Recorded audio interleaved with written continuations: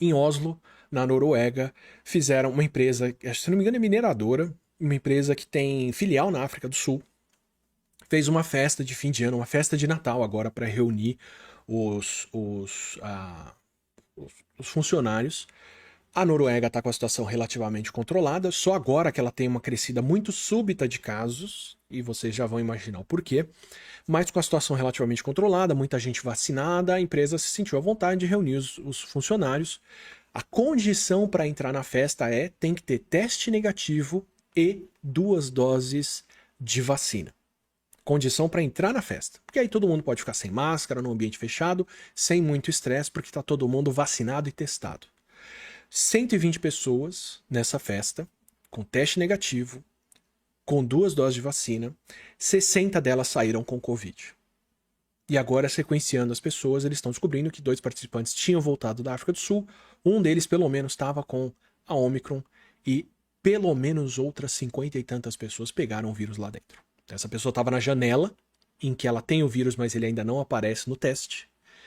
Apesar de estar vacinada, talvez por isso ela não tivesse tanto vírus a ponto dele aparecer no teste. E 59 outras pessoas na festa, pelo menos, pegaram o vírus. Meia festa. Tá? Esse é o grau de transmissão que essa variante tem. Então, tô tranquilo com as festas? Tô tranquilo com o carnaval? Tô tranquilo com reunião daqui pra frente? Eu acabei de te dar um estudo de caso aqui. 120 pessoas acompanhadas dentro de um ambiente fechado, sem máscara, com vacina, com teste, 60 saíram com Covid. Isso é o grau de transmissão dessa variante. Sobre a seriedade da doença, essa é a grande interrogação. A gente tem 2 até agora. Tem a interrogação sobre o quanto que as vacinas barram, mas estou descrevendo para vocês uma situação aqui que dá para a gente ver que não barra 100% o vírus, né? Talvez aí 50% de eficácia se a gente for fazer a conta por essa festa. Metade de quem foi na festa com as 2 doses não pegou o vírus, então a eficácia para pegar o vírus caiu para 50% por essa festa.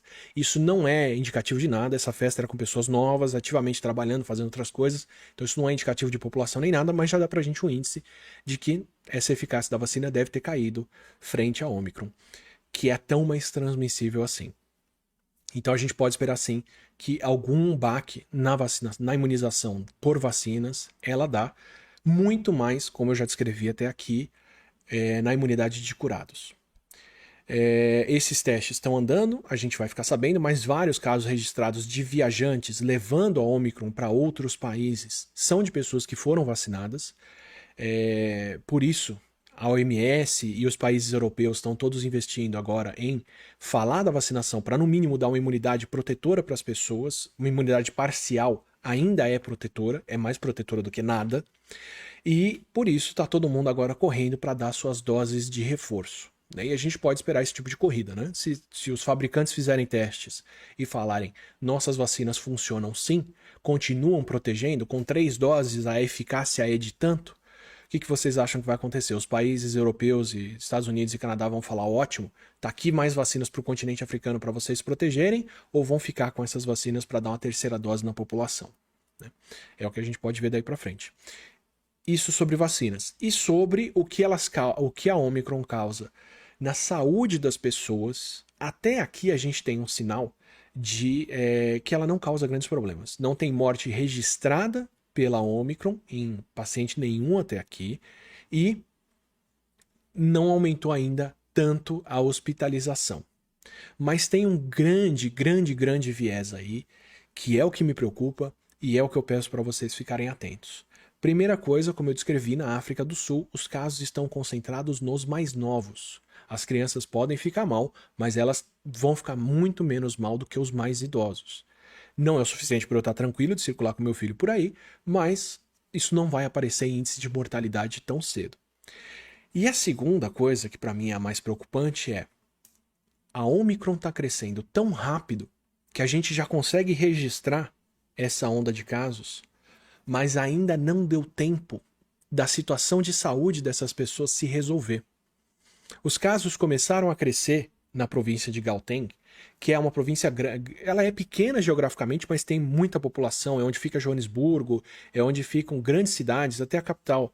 Eu esqueci o nome da capital da África do Sul, um nome super marcante. Mas é onde fica a capital, é onde fica algumas das maiores cidades, é uma das regiões mais ricas, tem muita gente por lá. Então, os casos começaram a crescer lá por volta do dia 7 de novembro para cá.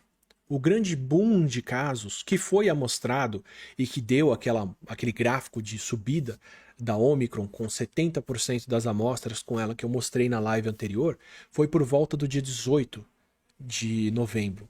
Então, o começo da onda da Omicron lá foi aí, dia 18 para cá. Então não tem 2 semanas até aqui.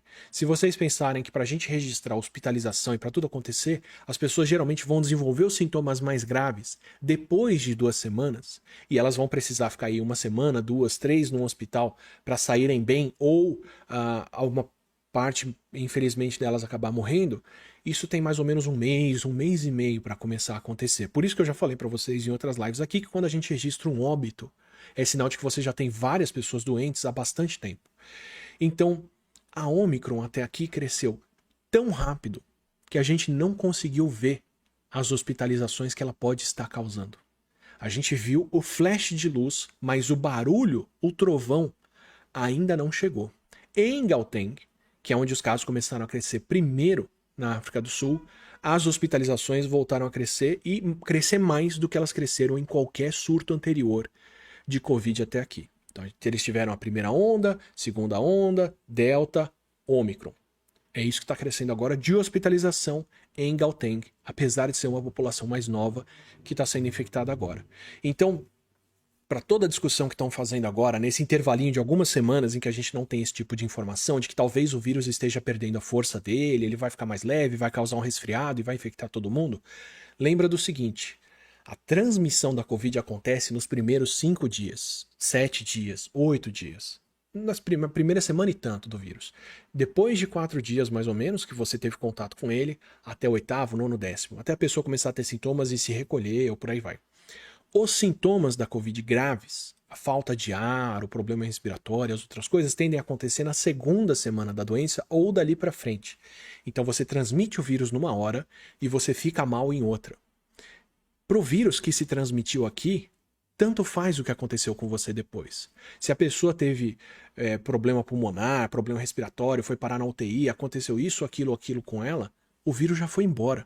Ele não vai conviver com a consequência do estrago no seu corpo.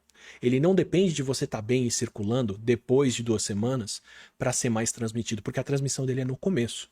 Então, não tem pressão evolutiva, até onde a gente sabe, para o vírus ficar mais ou menos letal ou perigoso. A letalidade dele acontece por causa da inflamação do corpo, por causa de como o nosso corpo reage contra o vírus. Não é o vírus se beneficiando disso.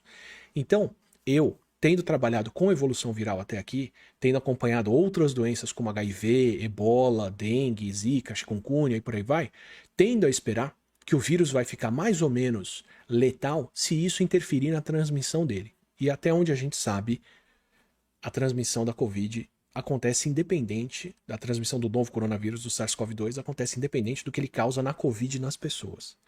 Então eu não tenho muito por que esperar que ele vai ficar mais ou menos letal com base nessa transmissibilidade maior que ele tem agora. Vamos torcer para que fique menos, vamos torcer para que ele cause só um resfriado como outros coronavírus causam, outros coronavírus que a gente não viu o que fizeram quando entraram na população humana, e que podem muito bem ter extinguido os mais vulneráveis quando entraram no final do século passado ou retrasado. Vamos ver o que vai acontecer. Mas até aqui, como eu disse, a gente não tem registro de casos graves com morte pela Omicron, mas ainda está muito cedo para a gente saber. Ela foi detectada dia 24, depois de causar um surto de casos no dia 15, 16, 17, 18 de novembro, e a gente está falando dela agora no começo de dezembro, então ainda não deu tempo de a gente ver como esses casos progridem e como eles vão se resolver para os dois sentidos, para saber o que acontece com quem já pegou ela e não tinha se vacinado, o que é uma população grande na África do Sul ainda, infelizmente, e para ver o que acontece com os vacinados, que tipo de proteção que eles vão ter. Até aqui, os casos registrados fora da África do Sul, de pessoas que pegaram o vírus lá, são assintomáticos. Os casos, por exemplo, em Oslo, na Noruega, dos 120 ali, dos 60 que pegaram a Omicron, ou provavelmente pegaram a Omicron nessa festa, todos eram assintomáticos ou leves ontem e anteontem, durante a investigação disso tudo acontecendo. Mas a festa aconteceu dia 20 e pouco agora, então também ainda não deu tempo de saber o que está acontecendo com essas pessoas.